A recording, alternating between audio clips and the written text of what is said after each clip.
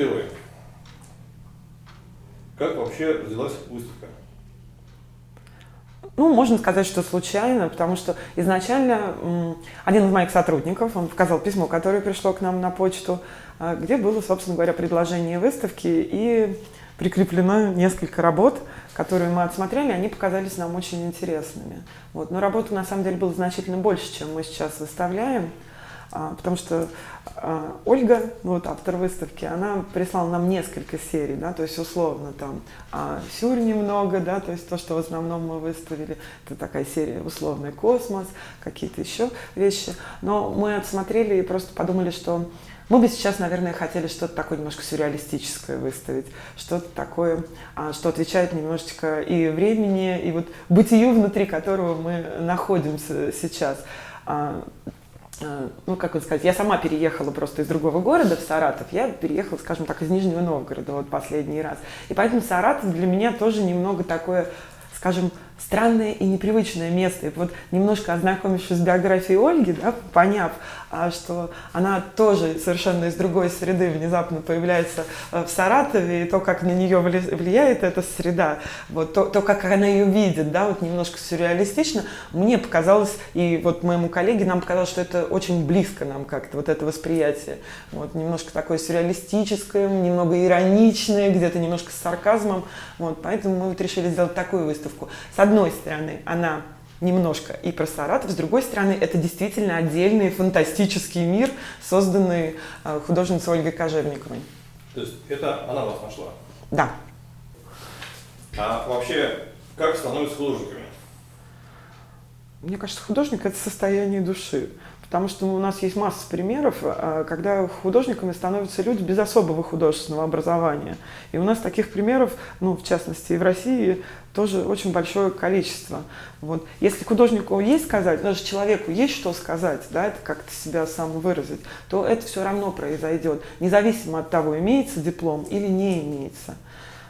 И да, возможно, там не будет соблюдаться композиция какая-то или какие-то там, может быть, неверно будут переданы какие-то анатомические подробности, но примеров того, как люди начинают действительно писать и самовыражаться при помощи живописи без какого бы то ни было образования, много. А вот к какому жанру относится творчество Кожевниковой? Ну вот Ольга сама говорит, что наив. Ну да, там есть действительно такое немножко наивное, кое-где есть, может быть, какое-то упрощение. Но мы, вот то, что мы выставляли для нас, это все-таки, нам понравилось вот это название «сюр» немного, потому что все-таки там есть некие такие сюрреалистические мотивы, да, когда мы используем образы, казалось бы, узнаваемые, но абсолютно скомпонованные, абсолютно иначе, абсолютно как бы немножечко другой среде такой.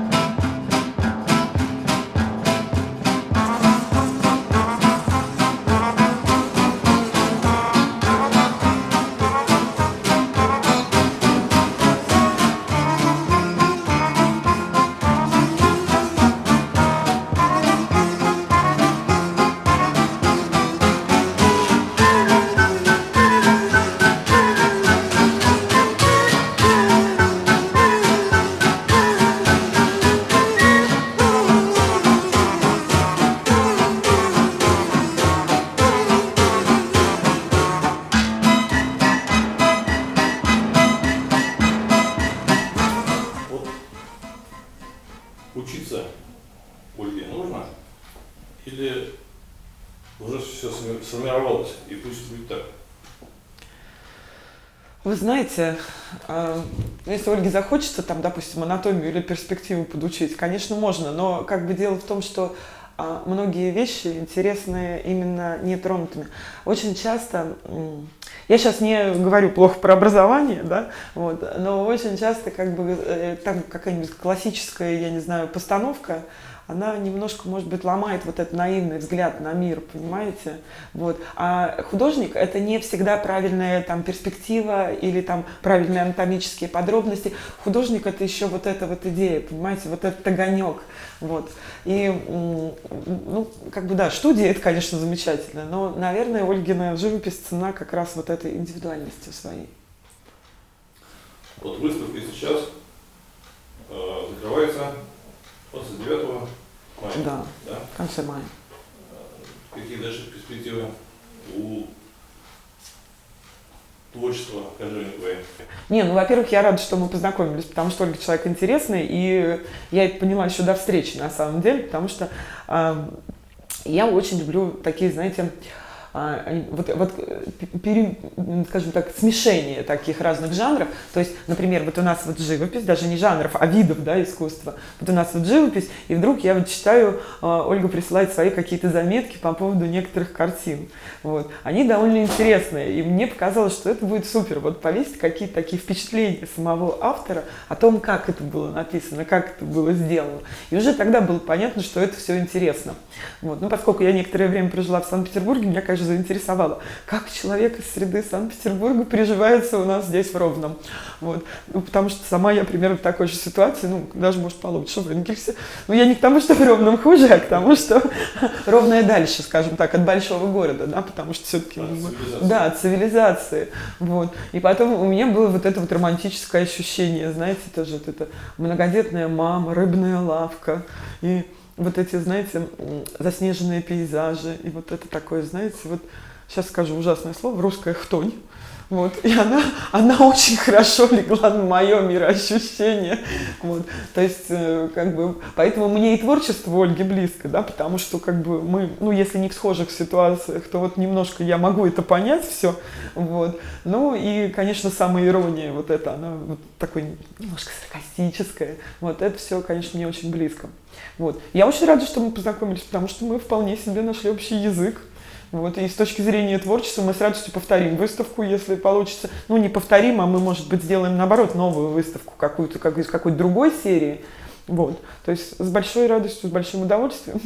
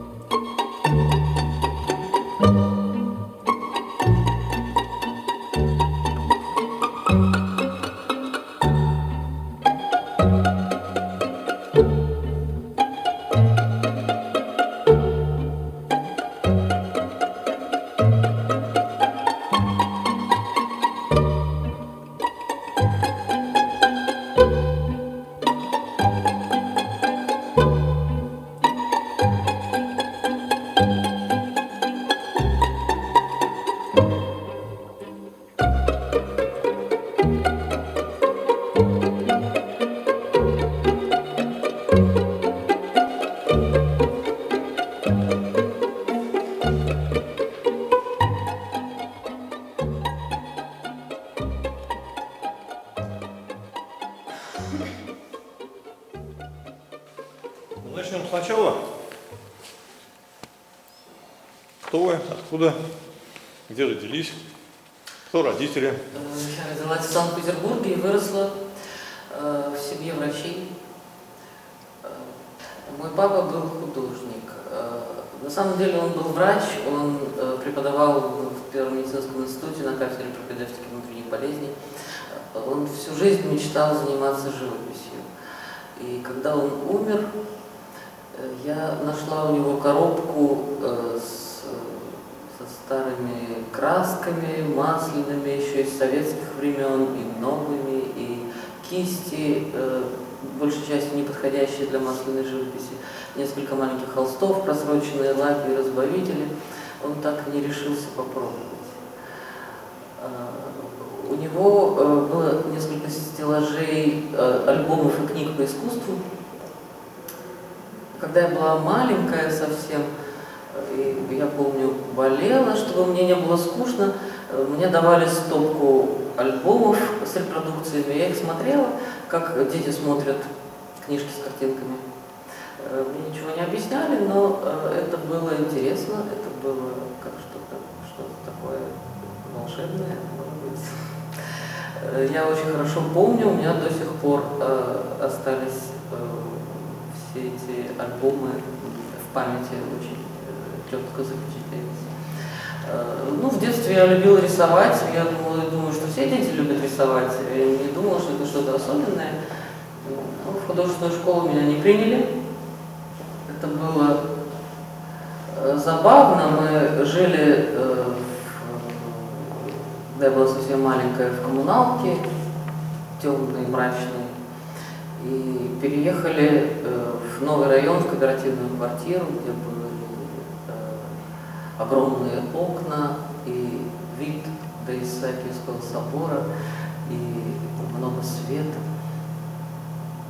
И на экзамене в художественной школе меня спросили: девочка, где тебе больше нравится, в старых районах города или на застройке? И я сказала, конечно, в новых. И это был провал, меня не приняли.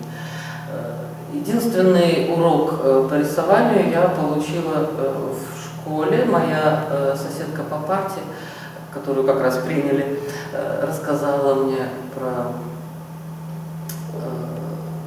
перспективу, про свет, тень, полутень, рефлекс, штрихи. Вот это было единственное, что я получила из художественного образования, больше ничего. Потом много лет я не рисовала совсем. У меня в жизни было очень много крутых поворотов, перемен. Я меняла профессии, меняла полностью жизнь. И вот, наконец, мы переехали из Петербурга в Саратовскую область, в Ровно. Это было спонтанное решение, каких в нашей жизни было очень много. Было такое модное слово «дауншифтинг». Мы уехали практически в никуда, поехали, даже не зная, чем будем заниматься. Взяли детей и уехали в деревню. Ну, у нас были некоторые накопления, мы купили лавку, магазинчик рыболовных товаров у нас в Ровном. И это было, конечно, немножко сложно адаптироваться, но интересно. Я начала с того, что для начала написала книжку в форме коротких зарисовок о том, как мы там жили. Она немножко издался кусочек в каком-то литературном журнале, но как-то мне это совершенно никакой радости не принесло. И как-то это само собой заглохло. Мне показалось, что это никому не интересно. А потом ребенок подрастал, я купила акрил, и мы стали пробовать рисовать с ребенком, красили камни наших куриных богов волжских здесь, в Ровном. А вы давно переехали? 6 лет назад. А когда стали рисовать? Наверное, лет 5. Или, то есть, да. Если бы не переезд? Если бы не переезд, я думаю, что никогда. Я думаю, что никогда бы я к этому не пришла, если бы не переезд. Потому что, конечно, в городе была совершенно другая жизнь. Она была насыщена впечатлениями, было много работы, было много какой-то суеты, дел. Конечно, я бы не начала, я в этом даже не сомневаюсь. А кем вы работали в Петербурге? В Петербурге я работала операционной сестрой в крупной клинике, я работала риэлтором, я училась в университете, уже во взрослом, мне было 27 лет, когда я поступила. На какой факультет? Психология. Я работала организатором каких-то психологических тренингов. Примерно каждые 1,5-3 года я меняла полностью. Я уезжала в Москву и работала операционисткой в банке. У меня было очень много таких вот крутых поворотов. Поэтому, в общем, наверное, для меня неудивительно вдруг переехать в деревню. Мне, наверное, даже давно мечталось о домике в деревне. Я, конечно, совершенно по-другому это представляла себе, как что-то такое уютное, пасторальное.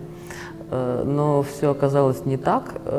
Деревня – это разруха, нищета, это уродство. И, конечно, хотелось как-то это изменить, хотя бы в воображении.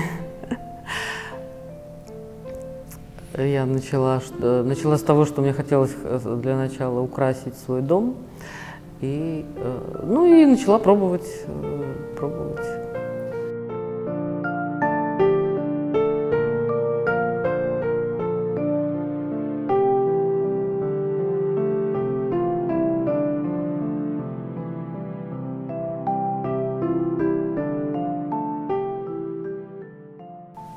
А как вот вы с нуля, как можно просто взять и начать писать, рисовать, ничего не умея? Выходит, что так. Я смотрела какие-то обучающие видео, но они мне ничего не дали, потому что какого-то академического мастерства достичь, наверное, мне невозможно. И это даже привело к какому-то кризису, потому что я почувствовала себя полной неумехой, когда смотрела уроки живописи, видеозаписи.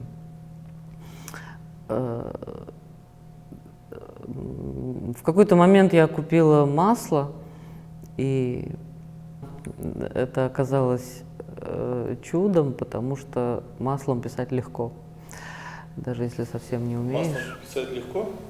Да, даже если совсем не умеешь, маслом писать легко. Оно, вот такая вот волшебная краска, не знаю почему. А вот эта техника, там гелевая ручка и цветной карандаш, это вот так бывает или это вы так сами придумали?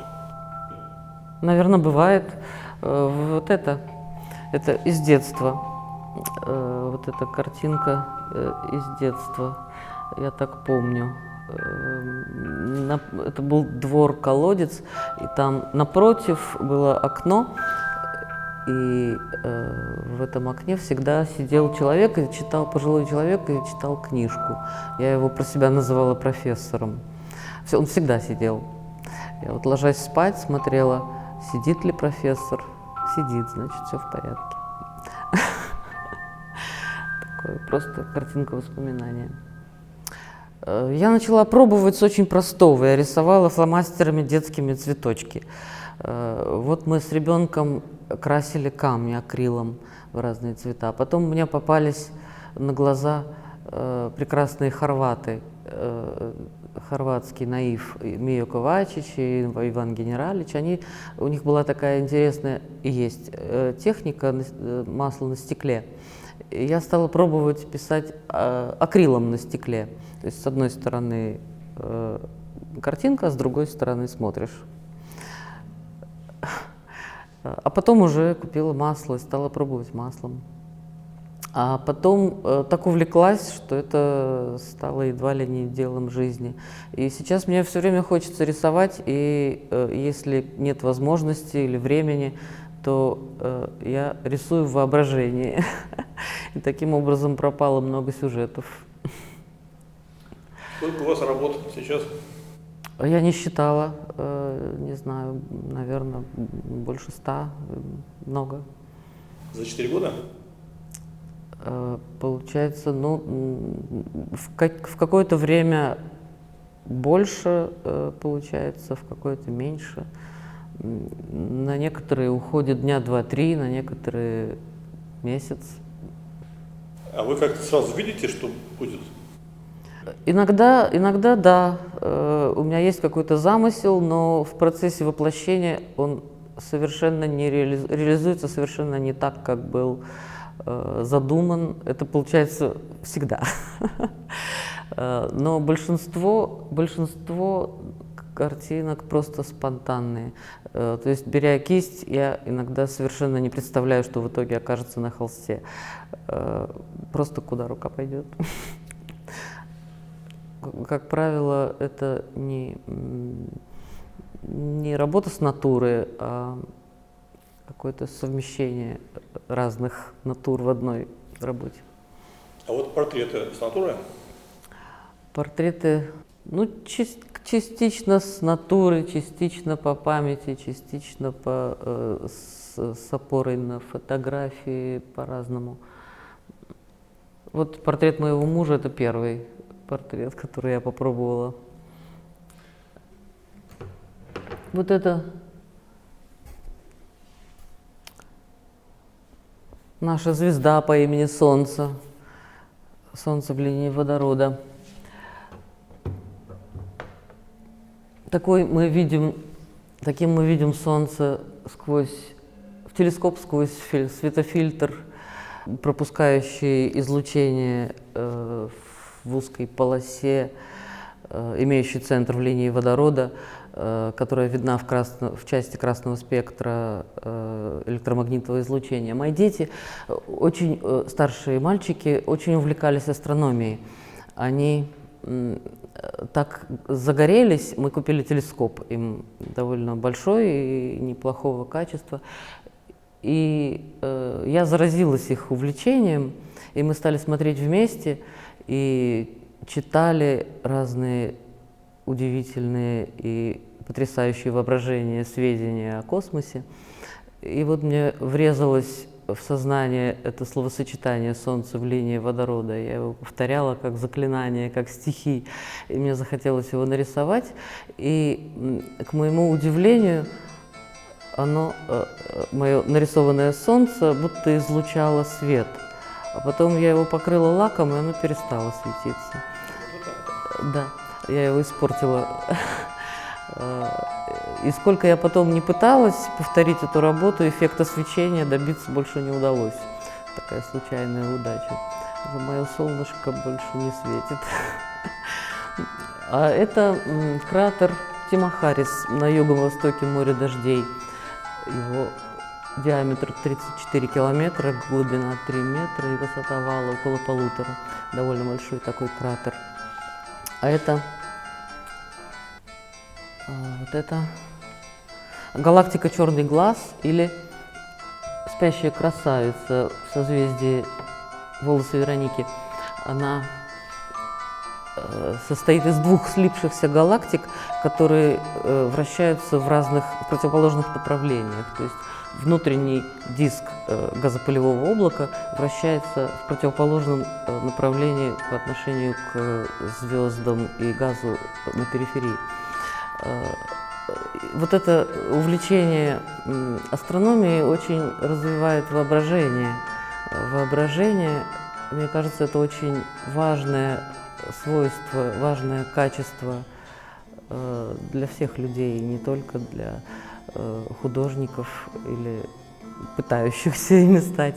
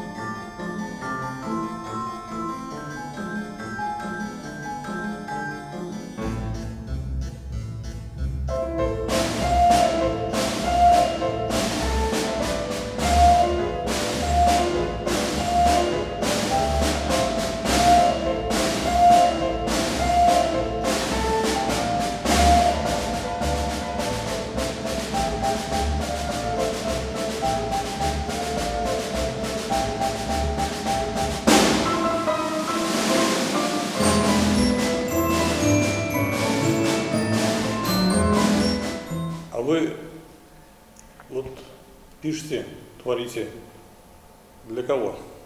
Или для чего? Ну, для себя в первую очередь. Ни для чего. Я не знаю никаких функций живописи, так же, как и литературы. Это вещь в себе. Она не для того, кто это делает, это не несет какого-то специального смысла. Это просто потребность, которая должна реализоваться. Ну вот здесь выставка сейчас. Да. А картины у вас дома висят, стоят? Да, везде висят, везде дома висят, да. И кто-то видеть может вне вот стены музея? Они у нас висели в нашей лавке, когда там было место. Одна стена была отведена под выставку. Потом мы их убрали, потому что стало не хватать места для товара.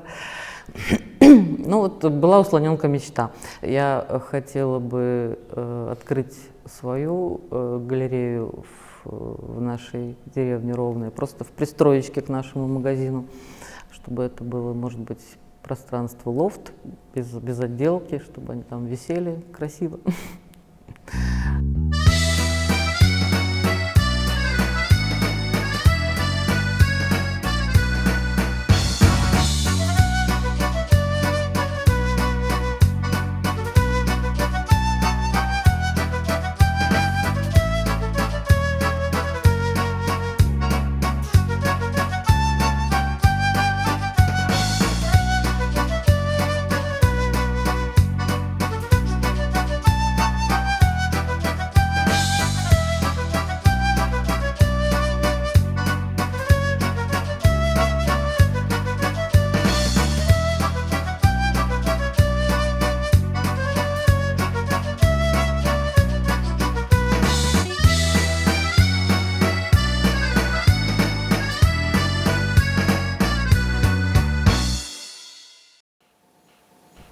А как попали вот сюда?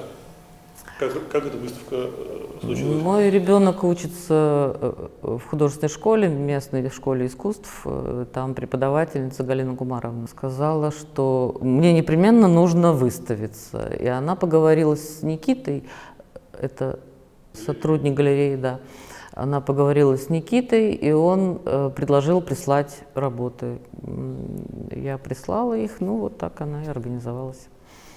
Для меня это было неожиданно, что вот Наталье так это все пришлось по душе, понравилось. Я не думала, что это как-то найдет отклик. Когда они висели у нас в магазине, многие люди их просто не замечали, проходили мимо, как будто их нет.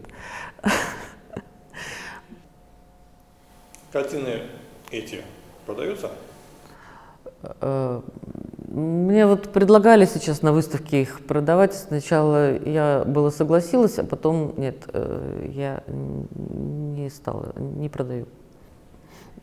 Ну, во-первых, в надежде все-таки создать свою галерею, а во-вторых, есть некая вероятность, что мы уедем, и тогда я их заберу с собой.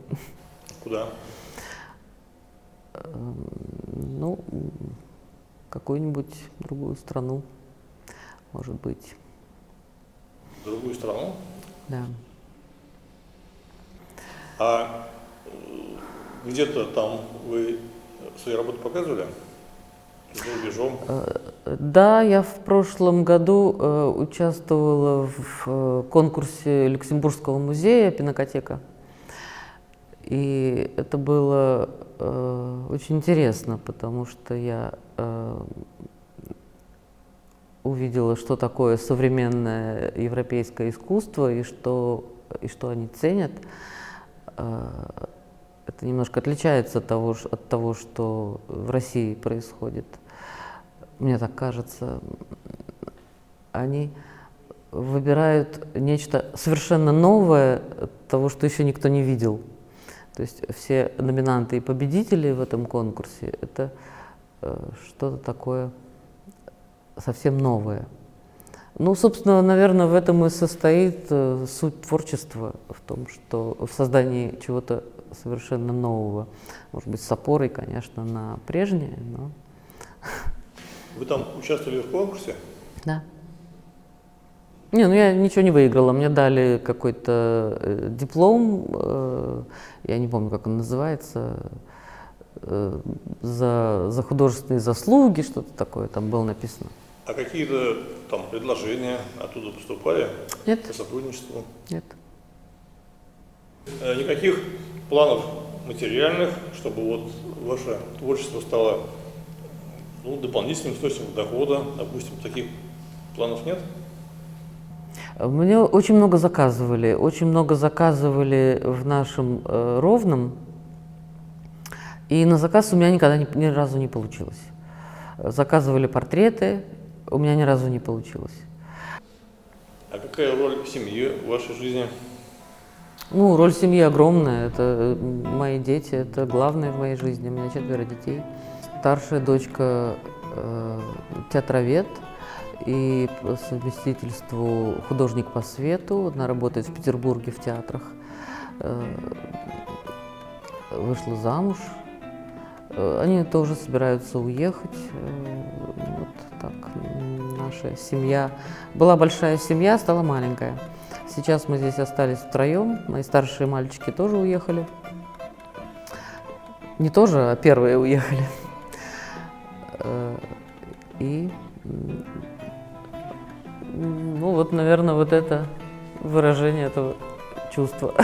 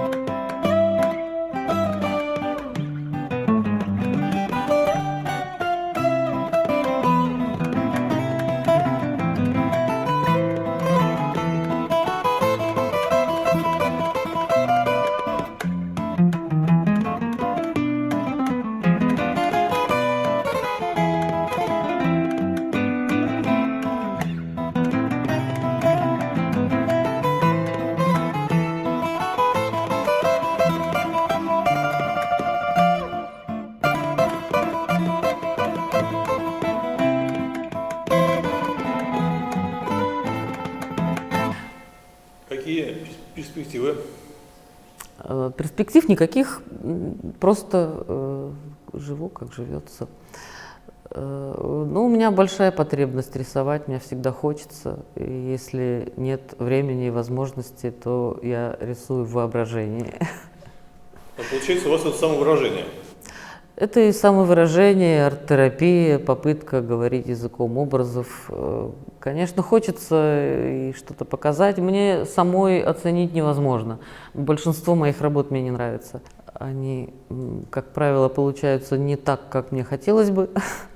Есть, вот я думаю, что лучшая моя работа – это «Край земли». Я спросила дочку, когда я ее рисовала, я дочку спросила, как тебе? Она говорит, ну что я могу сказать про картину, на которой ничего не нарисовано? Но я все же думаю, что она лучшая.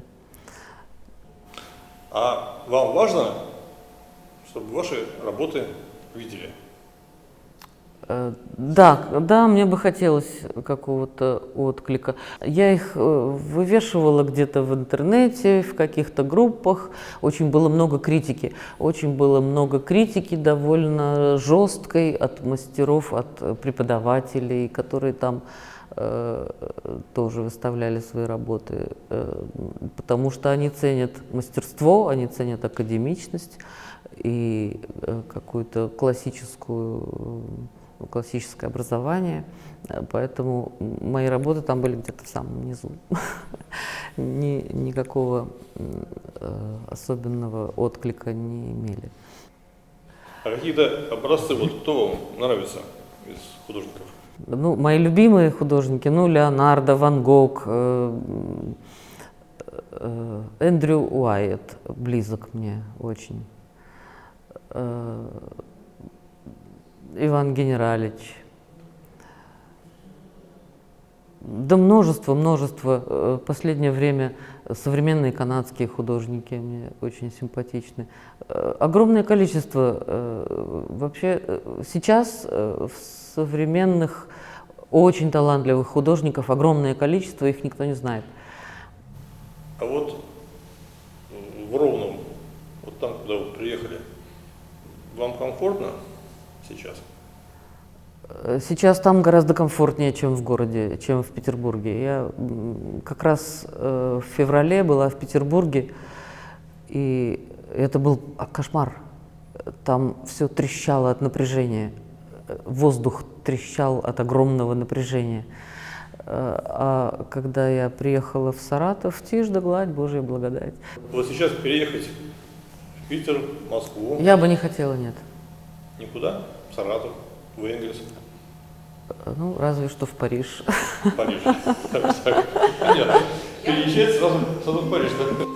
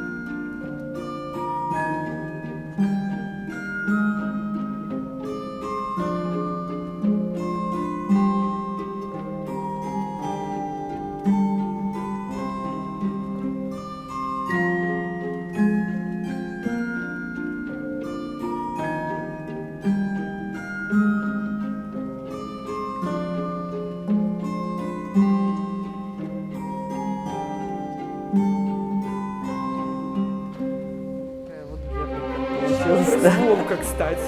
Волк — это моя собака, это моя любимая Вот. собака Волк. У меня Да, но она собака. прямо тиражируется. Вот знаете, как это, вот, ну, если там вот говорить, в поп-арте бывают вот эти вот растиражированные, да, эти изображения. Вот тут есть некоторые тиражирования тоже образа волка, многократно усиливающиеся. Моя Образа рыбы. собака моей мечты. Я завела щеночка, это была собака моей мечты, но она выросла, волчья кровь. Он неуправляемый, он убегает, он не возвращается неделями. Мы его очень любим. Ну, понятно, это ваша же собака, вы же её вырастили. А вообще как-то у вас все как-то вот люди уходят, птицы улетают, рыбы уплывают, гуси. Да, все Пытаются такое везде эфемерное, гуси. Как-то гуси все куда-то наши. вот от вас куда-то все. Все улетает от От меня. вас всё. улетает или от вы улетаете? Может быть, я улетаю, может быть, от меня улетает. Действительно, все каким-то образом. Вообще вот так со стороны вроде бы красивая такая деревня, чистенькая, да? Ну, в середине лужа. Дома, так присмотришься, они какие-то недостроенные или разрушенные. Дерево сквозь дом прорастает. Эти дома Это без вот, крыш, да. мы приехали, там разруха, кромешная. Эти дома без крыш меня не давали мне покоя несколько лет. Вот у меня ребенок спрашивает: мама, почему домик без крыши? И я пыталась как-то это романтизировать, я ему рассказывала: помнишь, у Мумитроля волшебник, у него был дом без крыши, и там он хранил рубины, которые облака отсвечивали красным. И новелла Матвеева, эти дома без крыш, словно куда-то шли, словно как будто были не дома, а корабли. Пытались это романтизировать, как-то преобразить разруху во что-то романтическое, приемлемое. Это очень плохо удается, потому что, конечно, ну, это реальная наша улица, мы на ней живем, да. То есть это рисунки с натуры? Ну, это, конечно, гипербола немножко, да, это немножко сатира, но, в общем, близко к реальности.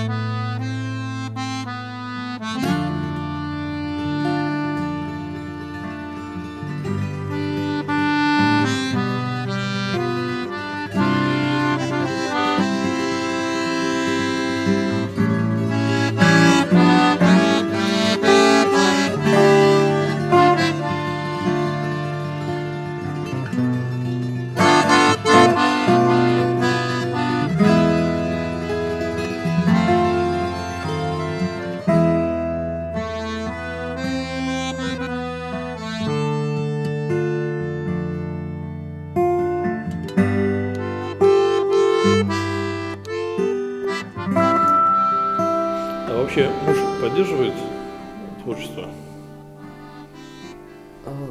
Да, во всяком случае, он дает мне такую возможность. У мужа жизнь тоже непросто сложилась. У него мама была учительницей музыки, отец учился в медицинском институте, потом был предпринимателем, потом фермером, тоже уехал в глушь. Муж не получил образования. На самом деле я знаю, почему, я поняла, почему, когда у меня подрос ребенок младший.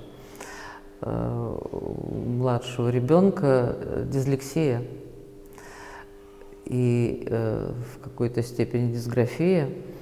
И учителя не умеют с этим работать. И возникают сложности в обучении с этим связаны. При этом не страдает ни интеллект, ни творческие способности, но вот способность читать и писать – это такой большой труд для ребенка, что школьная программа ему просто не подходит. Мальчик хочет летать. Мой маленький, младший сын, когда был маленький, очень мечтал летать. Он мечтал.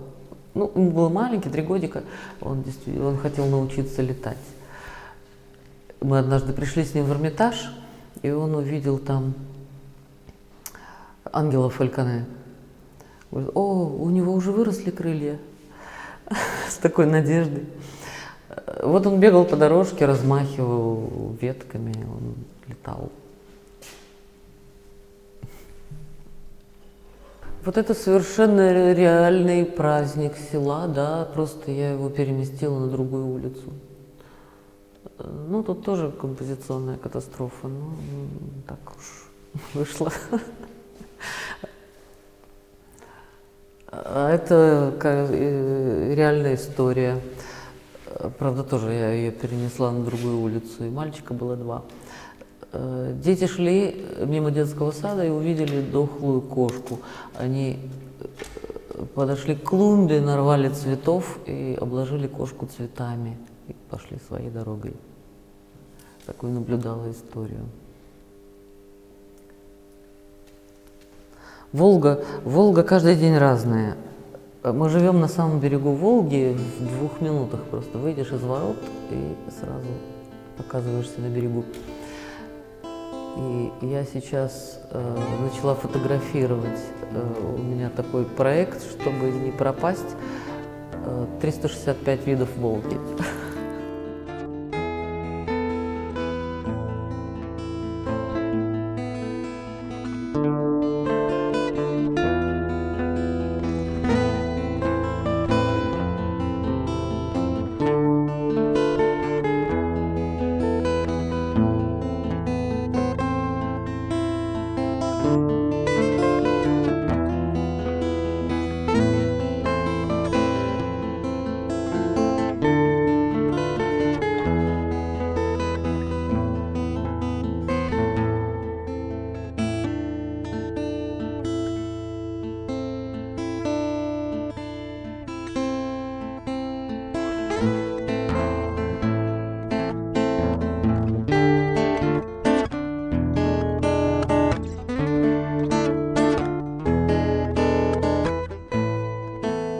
То есть теперь будем ждать фотовыставку.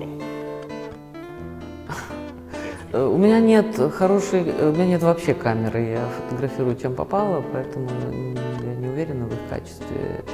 У вас хорошие фотографии, вот там, которые, это чем снято? Планшетом, вот этот мой зеленый друг, да, iPad.